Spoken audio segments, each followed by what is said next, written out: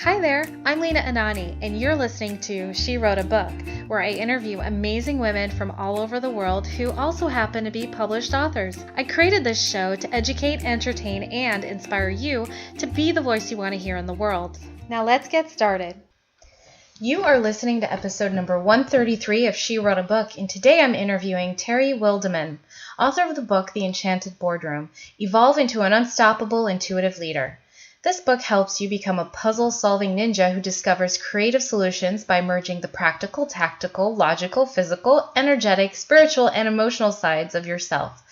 This inward journey quickly identifies workplace challenges and solutions. International speaker, trainer, certified coach, and author Terry Wildemann guides entrepreneurs and intuitive leaders back from the brink of burnout.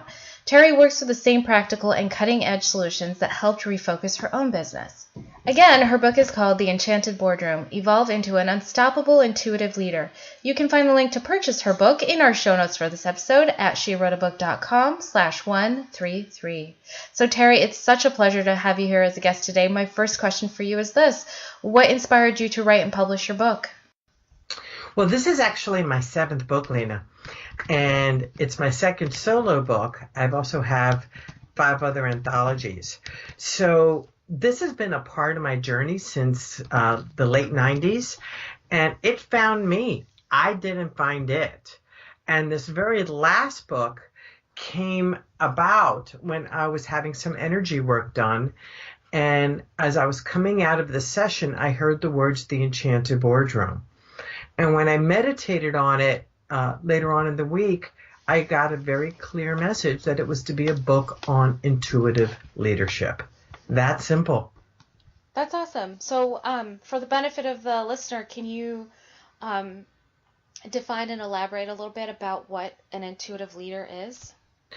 An intuitive leader is anyone, and I believe all of us are leaders, and we lead in specific areas and in specific times in our lives. Intuition is that outside, sometimes ethereal knowing, where we either see images, hear things, feel things, just know things.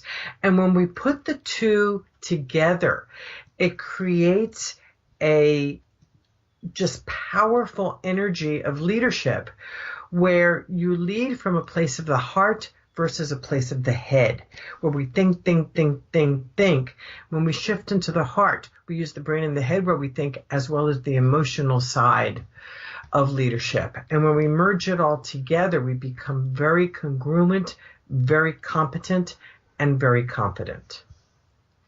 So in a corporate environment, do you advise that people use the term intuitive leader? It's actually become somewhat common, even though I own the trademark on it. I do encourage people to use intuitive leadership because what it does, it reminds people to listen and trust that gut of theirs. You know, trusting your gut. How often, Lena, ask yourself, I'm going to ask you this question. How often has your intuition spoken to you and you've ignored it and lived to regret it? For me, not as much because I identify as an intuitive person. Oh, okay, so there you go. There you go. But I can say there have been times where I did know better, or I will say that there have been times where my intuition said to either do something or not do something, and when I didn't listen, you're just like, come on, you should have just trusted your gut. And trust me, that's going to be happening until the day you die. It's just, we're human.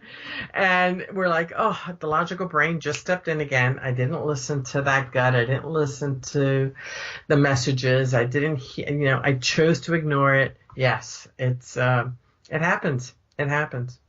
Awesome. And how does intuitive leadership fit into people who are trying to achieve like a work-life balance?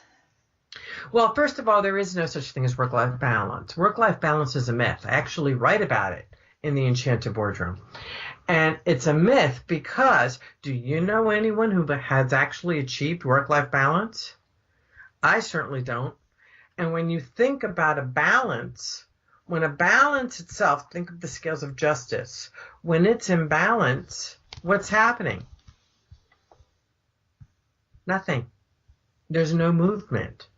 And do we really want to achieve that? No movement? I don't think so. In its place is actually work-life harmony. Harmony. And when you practice achieving work-life harmony, you are fully present in the moment with what is before you. So if you are a mom and you have a child who needs your attention, that's what you fully focus on. In the workplace, you focus completely on the workplace. When you're driving, you focus completely on the driving.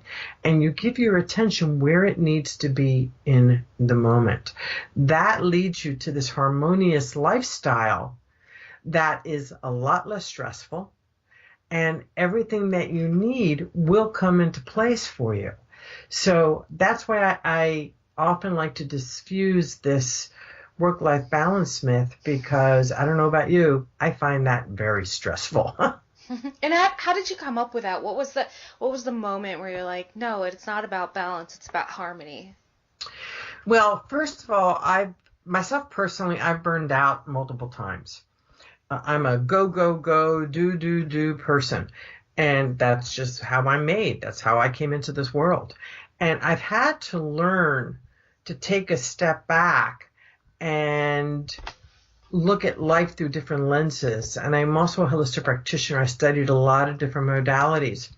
And I was listening to a mentor, and I don't even remember which one it was. This was about 10 years ago. And it was a man, and he is the one who mentioned work-life harmony. And my ears perked up, and he started to explain it, and I've just taken it and I've made it even bigger. Awesome. Can you tell me a little bit more about how you came up with the title, The Enchanted Boardroom? That is what came out. That is what found me when I came out of that session that I was having, the body work. It was I was in a meditative state, and I heard the word The Enchanted Boardroom.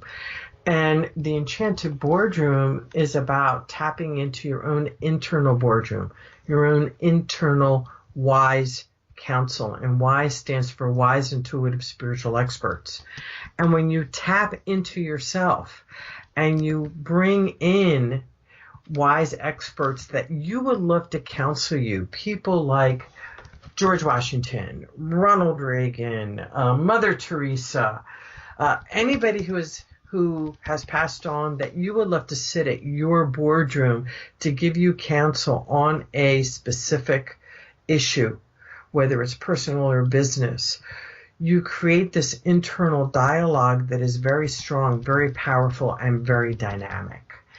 And it's similar to what Napoleon Hill talks about with the mastermind. When several minds come together, a third mind is created.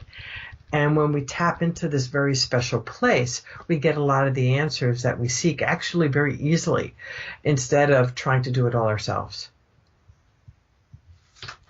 What happens if we do try to do it all ourselves? We create lots of stress. Lots and lots of stress. And as I've often said in the classroom, none of us can do everything by ourselves. None of us. It always takes a team of people. Even if you like to work by yourself at a table, there are certain projects and there's a certain point in a project where you have to bring other people on board to take the project to the next step or to help you get research. It doesn't matter what it is. A team effort is what assists you in getting projects done and getting things done and living a holistic life. It's like they say, no man is an island. Awesome. And my last question for you is this: what do you love most about being an author? I love sharing. I love teaching. And I love helping others who are in the place that I was and help them spring back from that place to who they're meant to be in this lifetime. And if any of my books can help just one person or two people to look at themselves differently, love themselves more, so that they can help those that they are meant to help, then I am ecstatically happy. Beautiful. Well said. So, Terry, thank you so much for being our special guest today. We will have a link to your book in the show notes for this episode, and our listeners can find that at SheWroteABook.com/133 to learn more about our author and her awesome book. So, thanks again, Terry. It's been a pleasure. Thank you very much. It's been a pleasure being here. Thank you for listening to She Wrote a Book. If you enjoyed this episode, then subscribe now so you can automatically get access to all new episodes, and feel free to share your inspired thoughts with us in the comments too. I'd love to hear from you. Until then, may you always feel good and make magic.